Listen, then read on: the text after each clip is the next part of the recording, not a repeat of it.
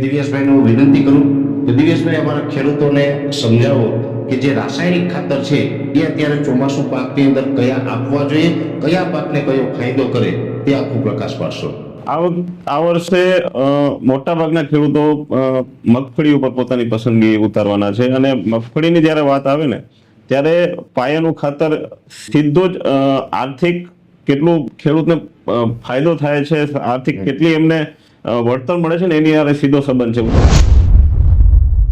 એટલે પાયાના ખાતરમાં આપણે ખાલી રાસાયણિકની વાત નહીં કરીએ, હું આખી થાળી પીરસવા માંગુ છું ખેડૂતોને કે આપણે જેમ કેમ શાક રોટલી દાળ ભાત ને સંભારો પાપડ છાશ આવું બધું જોઈને આપણને પણ એમ થઈ જાય કે આજે જમવાની ખૂબ મજા આવશે અને મન પ્રસન્ન થઈ જાય. એ જ રીતે મગફળીના પાકને પણ જો તમે આખી થાળી પીશો ને તો એ શરૂઆતથી અંત સુધી ખૂબ જ સારી અવસ્થામાં ઉભો રહે છે અને છેલ્લે ઉત્પાદન સારું આપે છે અને ગુણવત્તા પણ સારી આપતું હોય છે.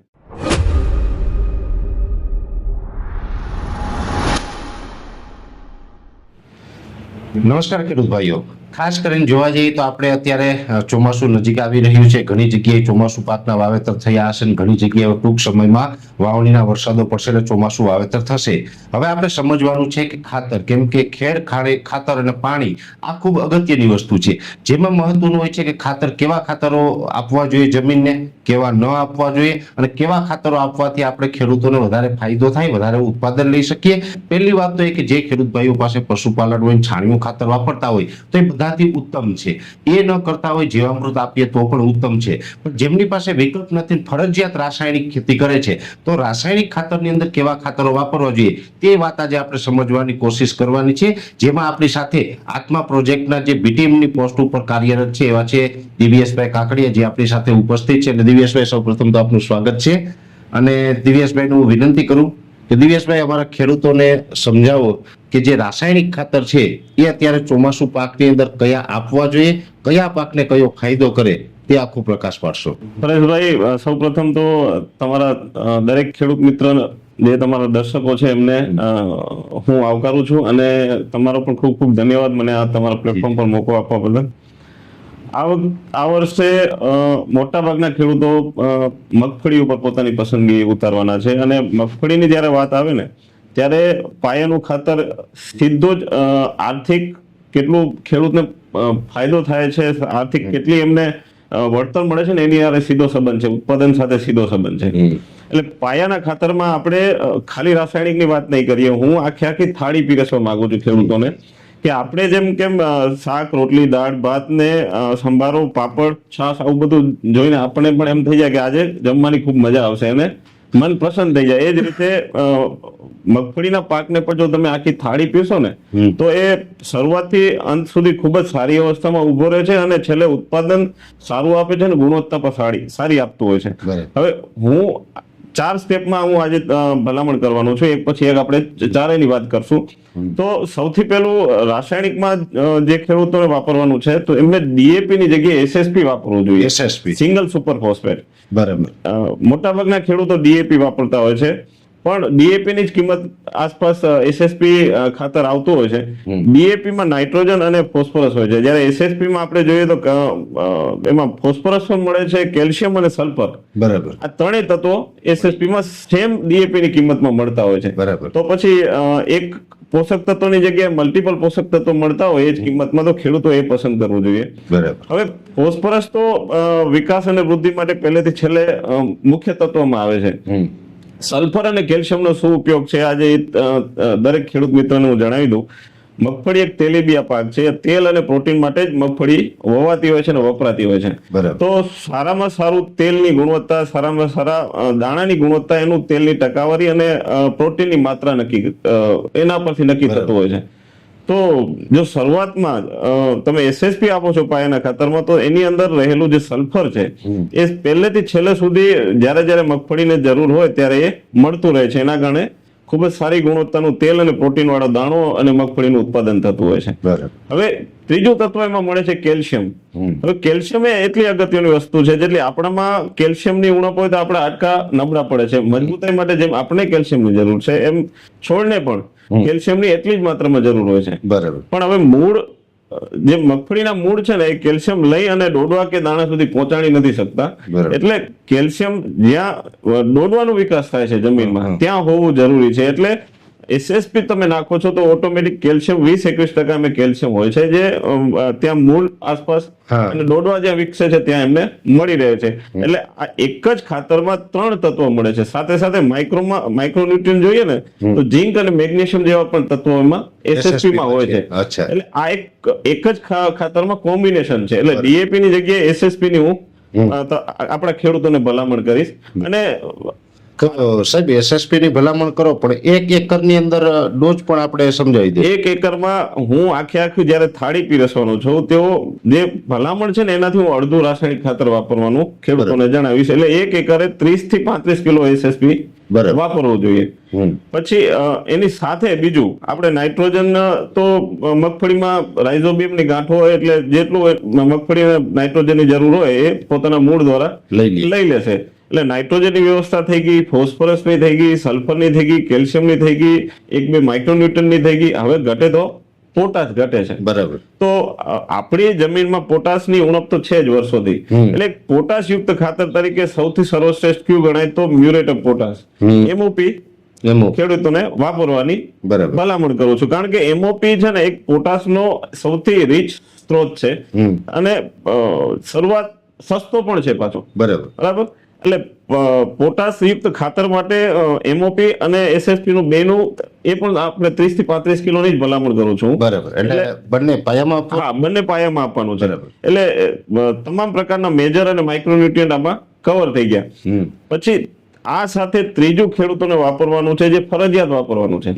સમજો જમીન આપણી રસોડું છે બરાબર, આપણે એને ખાતર આપીએ એટલે કાચો માલ આપણે આપી દીધો. બરાબર. પણ હવે આ કાચો માલને રસોઈ બનાવવા માટે જે તૈયાર ખોરાક બનાવવા માટે જે મૂળ લઈ શકે એના માટે કંઈક તો જોઈશે ને. બરાબર. તો આપણે આજ વર્ષોથી રાસાયણિક ખાતરનો ખાલી ઉપયોગ કરતા આવ્યા છે. એના કારણે થયું એવું છે કે આપણી જમીનમાંથી સૂક્ષ્મ જીવોની સંખ્યા ઘટી ગઈ છે.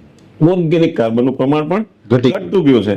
તો આની પૂર્તિ માટે દરેક ખેડૂતોએ જે રાસાયણિક વાપરે છે એમને એનપીકે કોન્સોર્ટિયા જે દાણાદાર ખાતર આવે છે કે જેમાં નાઇટ્રોજન, ફોસ્ફરસ અને પોટાશ કોન્સોર્ટિયા હોય, બેક્ટેરિયા હોય, સૂક્ષ્મજીવો હોય, આ ફરજિયાત વાપરવું જોઈએ અને આના વગર રાસાયણિક ખાતર નાખવું જ ના જોઈએ. બરાબર. એટલે એસએસપી, પોટાશ અને એમની સાથે એનપીકે ના કન્સોર્ટિયા ત્રણેય મિક્સમાં વાપરો. કારણ કે તમે એસએસપી અને પોટાશ તરીકે કેમિકલ તમે સીધો તો આપી દીધો, બરાબર, કાચો માલ તો આપી દીધો, જમીન રસોડા જેવું કામ કરશે. પણ એમાં રસોઈ બનાવનારા તો જોઈશે ને પરેશભાઈ. બિલકુલ બરાબર. રસોઈ બનાવનારા જ નહીં હોય તો છોડ લઈ કેમ શકશે, ખાઈ કેમ શકશે? એટલે નાઇટ્રોજન, ફોસ્ફરસ અને પોટાશ સરળતાથી છોડને આપી શકે એ પ્રકારના બેક્ટેરિયામાં હોય. એટલે એનપીકે કોન્સોર્ટિયા વાળું સારું કંપનીનું જવાબદારી વાળું જે ખાતર હોય એનું ખેડૂતોએ માર્કેટમાં તો એનપીકે કન્સોર્ટિયા ઘણી કંપનીના મળતા હોય પણ જે ખેડૂતોને વિશ્વાસપાત્ર હોય એમનું વાપરવું જોઈએ. અને 25 કિલો પ્રતિ એકરનો એનો કંઈક ડોઝ હોય છે અને એની કિંમત પણ 600, 700, 800 ની આસપાસ હોય છે. આથી મોંઘા ખાતર એનપીકે કોન્સોર્ટિયા ના વાપરવા જોઈએ.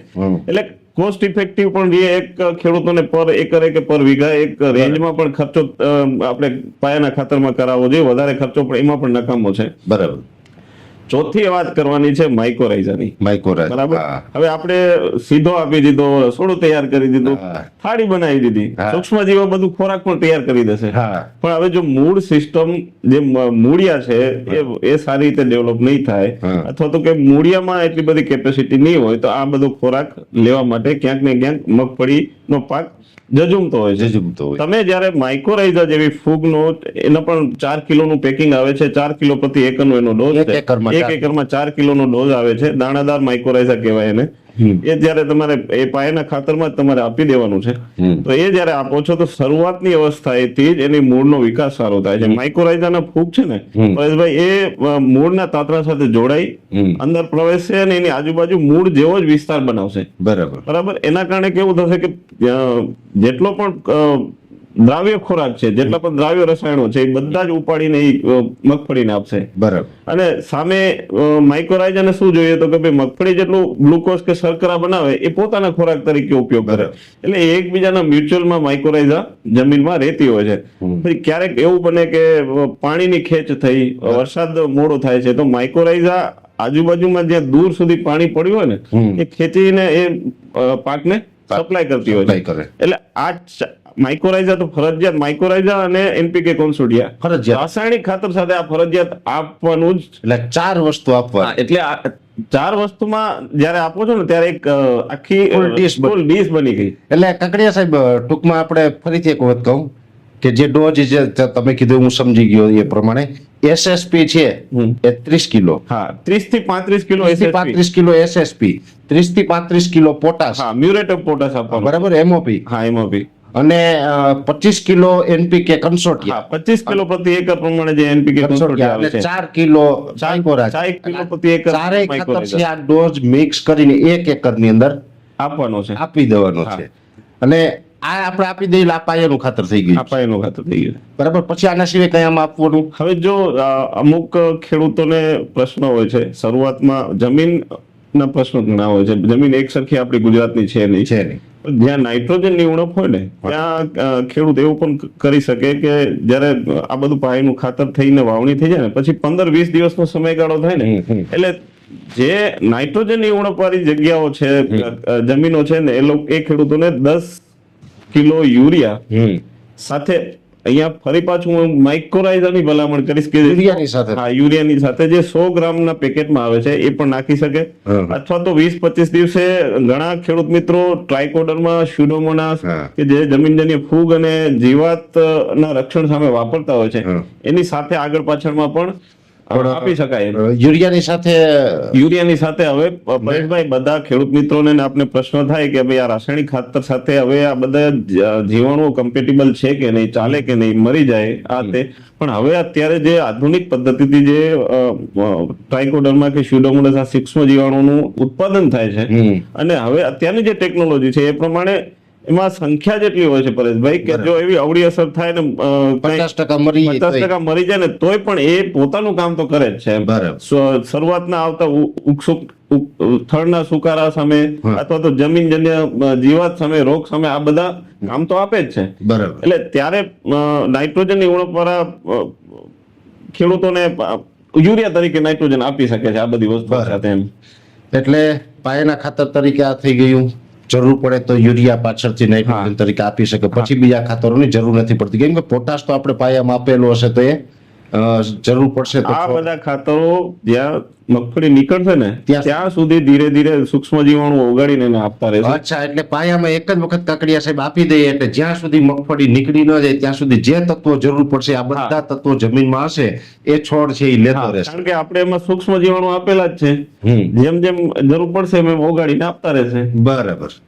એટલે ખાસ કરીને આ ખાતરના બંધારણની વાત થઈ ગઈ છે. સેન્દ્રિય કાર્બનનું લેવલ છે એ પણ આમ તો કાકડિયા સાહેબ અત્યારે મેઇન પ્રશ્ન છે કે સેન્દ્રિય કાર્બનનું લેવલ ડાઉન છે, તો એના માટે પણ કઈ તમે અલગથી સજેશન કરવા માંગો છો? હવે ઓર્ગેનિક કાર્બન, સેન્દ્રિય કાર્બન જનરલી 1% થી ઉપર હોવું જોઈએ તો ફળદ્રુપ જમીન ગણાય છે. આપણી જમીનો ફળદ્રુપ જ છે, પણ ઓર્ગેનિક કાર્બન ઓછું હોવાના કારણે ઉત્પાદન નથી આપતી. બરાબર. અને ઉત્પાદન આપણે ક્યાંક ને ક્યાંક આ રીતે ખાતર અને દવાના કારણે જો ઉત્પાદન વધારે લાવીએ છીએ તો ગુણવત્તા નથી હોતી. એના માટે ખર્ચો બહુ કરવો પડે છે ખેડૂતોને. સેન્દ્રિય કાર્બન વધારવા માટે ખેડૂતોનો એક જ રસ્તો છે કે ભાઈ જે લીંબોડીના ખોળ, પછી એ જે કુદરતી વસ્તુઓમાંથી લીંબોડીનો ખોળ, કરંજ, આ બધામાંથી જે ખાતર બનાવવામાં આવે છે એ સેન્દ્રિય ખાતર તરીકે અથવા તો અત્યારે બજારમાં ઓર્ગેનિક કાર્બનના સ્ત્રોત તરીકે પણ આ ખાતરો 30 કિલો કે 50 કિલોના પેકિંગમાં મળતા હોય છે. આનો એક વખત ઉપયોગ કરી લેવો જોઈએ. અને બીજું, ઓર્ગેનિક કાર્બન જો ખેડૂતોને પોતાના ખેતરમાં ધીરે ધીરે વધારવું હોય તો પ્રાકૃતિક કૃષિ એક બેસ્ટ ઓપ્શન છે, જેમાં જીવામૃત, ઘન જીવામૃત, જો જે ખેડૂતો પાસે પશુપાલન છે એમને તો સરળ છે, તો જીવામૃત ને ઘન જીવામૃત નો સતત ઉપયોગ કરે એટલે ધીરે ધીરે ઓર્ગેનિક કાર્બન એનું વધવાનું છે.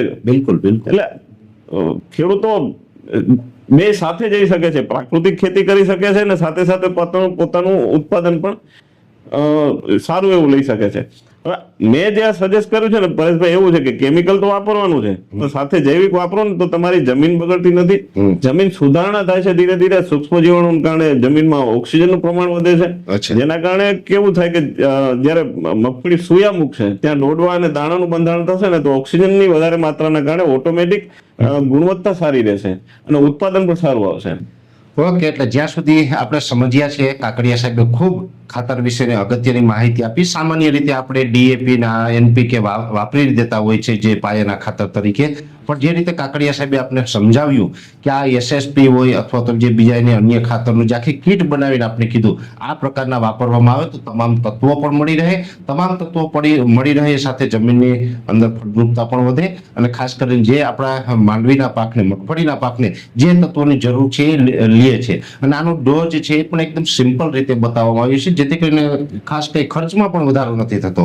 એટલે આ વસ્તુને સમજવી અને આ પ્રમાણે આપણે ચાલવામાં આવે તો આપણે ખેતીની અંદર ફાયદો થાય. આપણું ઉત્પાદન જે લેવાનું છે એમાં પણ આપણે ઉત્પાદન વધારે લઈ શકીએ અને ઉત્પાદન વધુ તો લઈએ પણ ક્વોલિટી વાળું ઉત્પાદન છે એ લઈ શકીએ. એટલે આજે ખાતર વિશેની ખૂબ અગત્યની માહિતી આપવા માટે દિવ્યેશભાઈ કાકડી આપણી સાથે જોડાયા અને દિવ્યેશભાઈ કાકડીએ ખૂબ સારી માહિતી આપી. એ બદલ ગુજરાતના તમામ ખેડૂત ભાઈઓ વતી દિવ્યેશભાઈ આપનો ખૂબ ખૂબ આભાર. ધન્યવાદ.